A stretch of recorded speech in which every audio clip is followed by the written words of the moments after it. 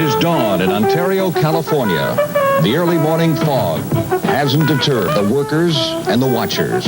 They're all here to see what's been called the world's fastest sport. A sport combining speed, power, excitement, and the ever-present element of danger.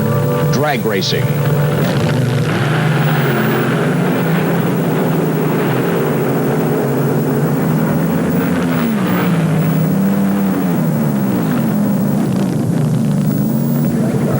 Everybody, and welcome from the Ontario Motor Speedway in Ontario, California. This is the 14th Annual World Finals of Drag Racing. I'm Frank Lieber, along with former champion Carl Olson, and last chance to win a national title for some of these guys. It certainly is, Frank. This is the last event on the National Hot Rod Association schedule, and the prize money at this event is hopefully going to carry some of these guys through a long, cold winter. This is a racer's racetrack, the quickest and the fastest in the world, some say. It certainly is. It's generally regarded by the racers as the finest drag strip in the world, although a number of competitors have had some difficulty here in qualifying this weekend. Well, we're going to be looking at competition in 3 categories today. We'll look at the funny cars, we'll look at the pro stocks, and of course the big guys, the heavyweights, the top fuel dragsters. And right now, let's meet some of the top fuel drivers.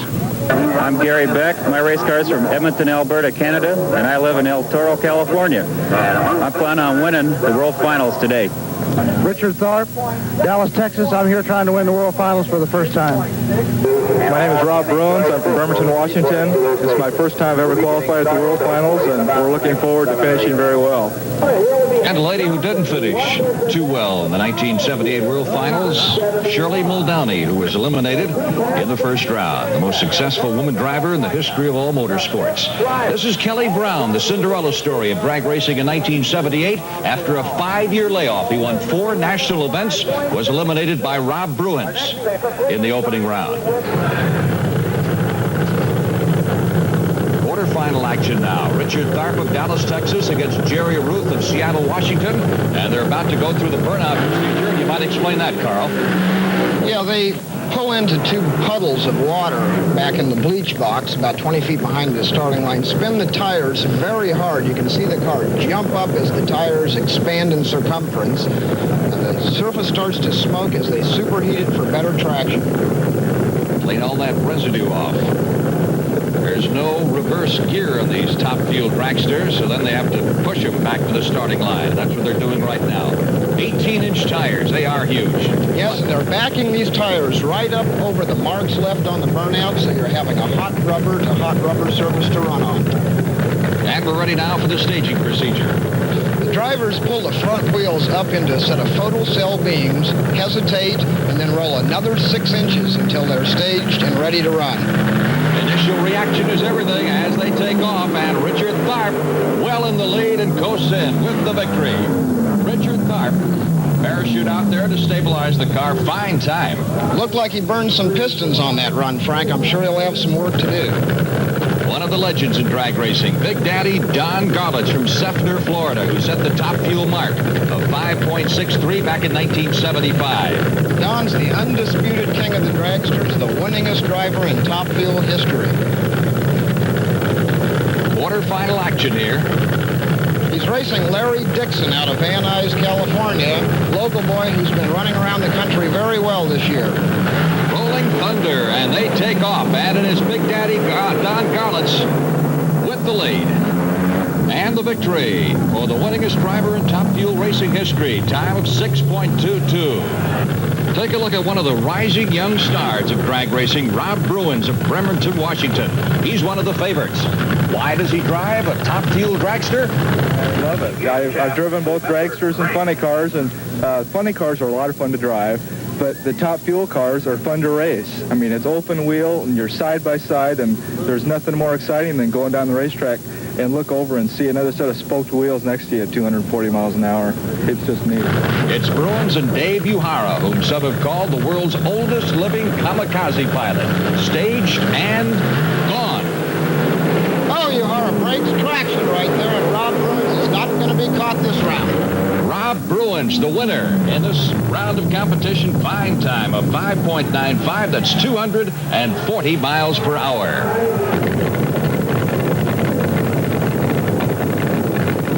Ramsey from Fountain Valley, California, will take on Gary Beck. Beck, the top qualifier. Ramsey is broken. Frank, they're pushing him off to the side, and it looks like Beck is going to get a single. Well, this is the easy way home. Will he try to run hard? He'll probably be shooting for that lane choice, and he leaves hard. Top time gives you the choice of the lane in the following round, and that is a fine time. Great run by Gary Beck as Ramsey's being pushed away. Here's Carl. 5.81, Gary. Low elapsed time of eliminations. You got a single. It didn't look like you needed it. Well, we want to run lane choice, and we're still working on this engine. We'd like to keep running it down in there. These guys are tough. It's busy time in the pits, Carl. Richard Tharp putting the Candies and Hughes car together for the semifinals. Everything's looking good. Down now to the round of 4. Rob Bruins and Big Daddy Garlitz, the young lion and the old lion, for supremacy in the world finals of hot rod racing. Center stage.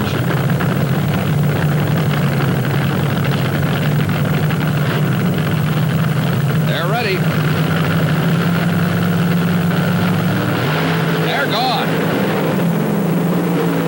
It is Bruins' turn this time. Rob Bruins defeats Big Daddy Don Garlitz in the semifinal round in the time of 6.08 seconds. A big victory for the Washington youngster and a very happy crew. The other semifinal round, Richard Tharp taking on Gary Beck. Tharp from Dallas, Texas. Beck, former Canadian, now lives in El Toro, California. There they go. Oh, and Richard Tharp is way out of shape. Almost got across the center line. What happened? Looked like he broke traction with one tire, and it drove the car sideways. Let's take a look at it again. Has he a reputation for doing this, Carl? Yes, as a matter of fact, he always puts the car right on the ragged edge, but never seems to go over. So Richard Tharp, driving the Candies and Hughes entry, is out of the competition in the semifinal round. Coming up next, funny car elimination. Back now to the world of funny cars and one of the classic matchups, the Snake and the Mongoose. Don Prudhomme and Tom McEwen, and they've been dueling forever, Carl. This is the oldest rivalry in drag racing. Every race these guys have is a classic. Quarter-final action here in the funny cars. These are nitro-burning engines. Cost you about $10.50 per gallon. I think inflation is bad in the regular cars. Here they go. It looks like it's Tom McEwen with an upset victory, and from the reaction of the crowd, it appears to be a very popular victory. Certainly is. This repeats the victory McEwen had over Prudhomme at the U.S. Nationals over Labor Day weekend, and it's just almost unheard of. Frank, anytime you see smoke or haze off the tires, it means the driver's lost traction. So the Mongoose is in the semifinals. Here's Carl with the winner. 6:23 in the right lane is very impressive, Tom. Yeah, I was happy with that. I was hoping I could run a low 20 because I thought the way the track was going, you can't go by the drag strip for these things. And I was hoping he'd make a mistake and keep it steady all day. And I didn't think the track would hold another O with him. That's what I was hoping for. Miracles still happen. A disappointed Don Prudhomme, the winningest drag racer of all time. Now, let's meet the other semifinalists. My name is Raymond Beadle. I'm from Dallas, Texas. We have never won this race, but this year we're hoping to go all the way to the final. My name is Denny Savage. I'm from Mission Viejo, California, and we're here trying to win our second NHRA national event this year. Hi, I'm Gordy Bonham. I'm the defending World Finals champion. We're here to do it again.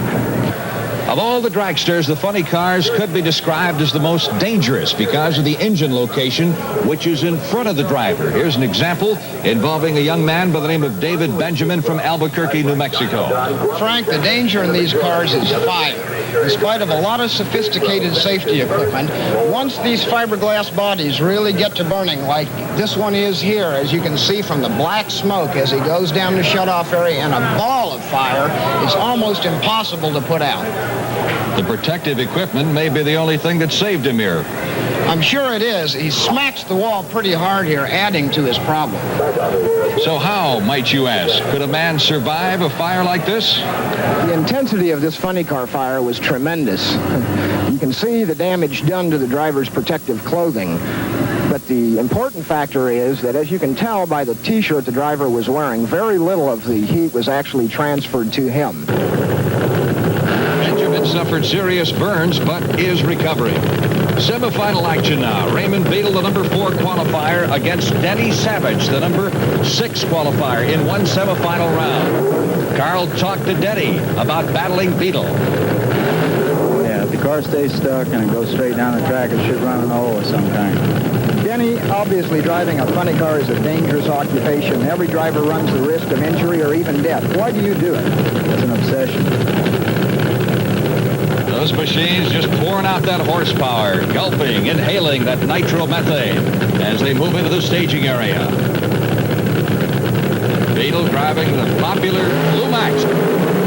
There they go, and it is Raymond Beadle all the way. Beadle with a big victory over Denny Savage in the time of 6.27 seconds. So a happy crew of Raymond Beadles joining him at the finish line. Let's take a look at that again. Frank, Raymond Beadle had lane choice, and surprisingly, at the last minute, he moved over to the right lane. Looks like it paid off as he hooks up for a solid win. Here's Carl with the winner.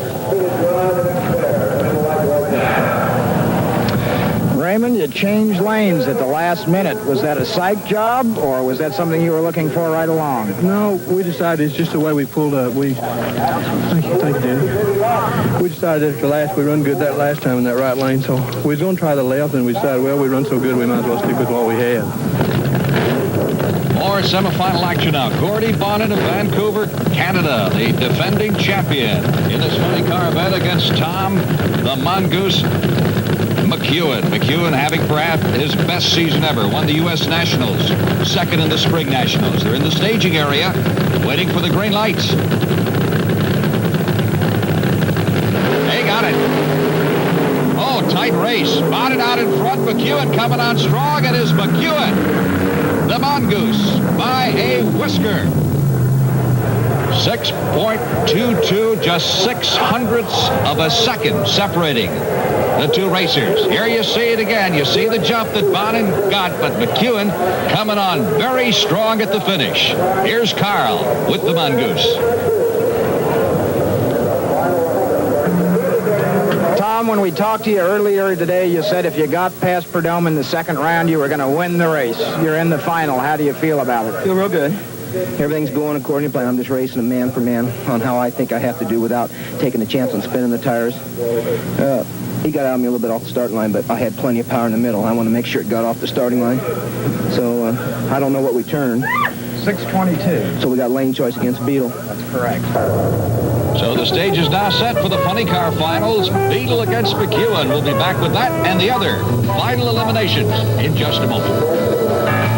To the World Finals of Drag Racing at Ontario, the huge complex just outside of Los Angeles. The first final we're going to see is the Pro Stock competition. Larry Lombardo against defending champion Bob Glidden. These machines are based on production-type American cars, extensively reworked from front to rear. They burn service station gas. Carl?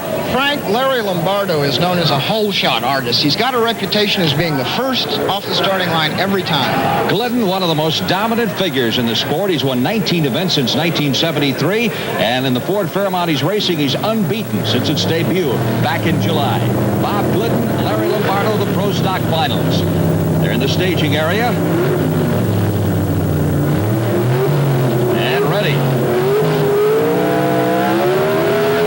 And Lombardo's got himself a hole shot. Glidden will have to come from behind on this one. Pouring on the steam, and it is Glidden, the winner.